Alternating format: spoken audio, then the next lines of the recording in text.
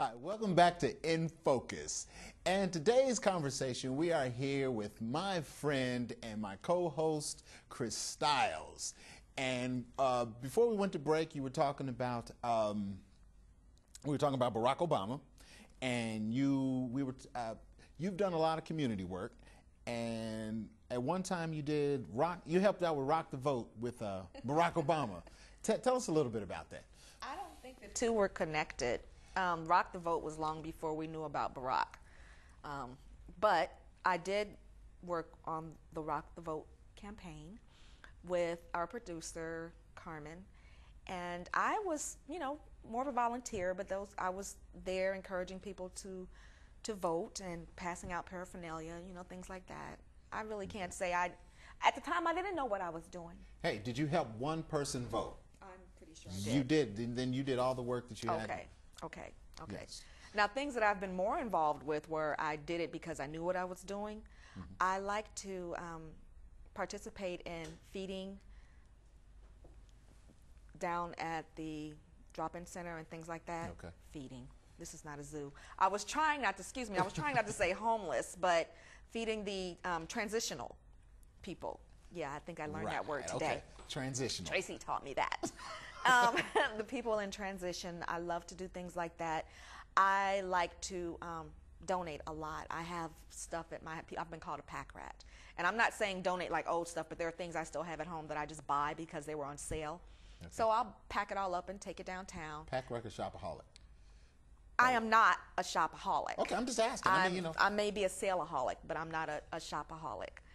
I like to, there was one winter where I had several coats that I hadn't worn for a while. So my daughter and I hopped in a car and we decided to peruse the streets of downtown Cincinnati and find people to give the coats to. And there was a young lady, one that stood out of my mind, there was a young lady who had on a windbreaker and it was like way cold outside. Okay. And I pulled over and I was like, this is a silly question, but are you cold? And she was just, she kind of looked at me and she was standing there shaking. So I popped my trunk. I said, I tell you what, look at the coats in my trunk and pick the one you like. And she was like, are you for real? I was like, pick the coat you like. So she went through my trunk and she picked one of my favorites. It was a long red wool coat that I'd ordered from Chadwick's. Chadwick's. And she was just, she started crying and she was like, thank you so much, blah, blah. And that feels so good to me. I love doing that. A lot of people looked at me like I was crazy. I was like, I have some coats. And they were like, so? But that young lady, she stood out to me. They were cold. They were cold. But they just didn't want to tell me they were cold because they thought I was weird for pulling up and asking them.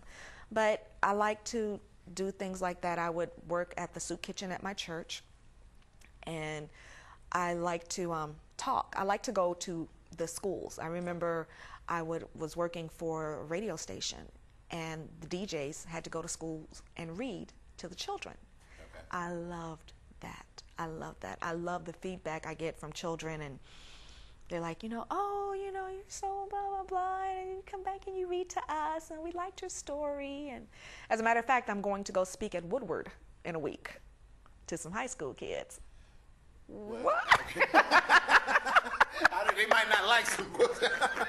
No, I'm not going to read to them. I'm going to talk to them about what I'm talking to you about. Oh, okay, I was about to say, that'd be real hard. You're going to sit there with a book to some ninth graders. They'd be like, you want to get up out of here. You got some rap or something.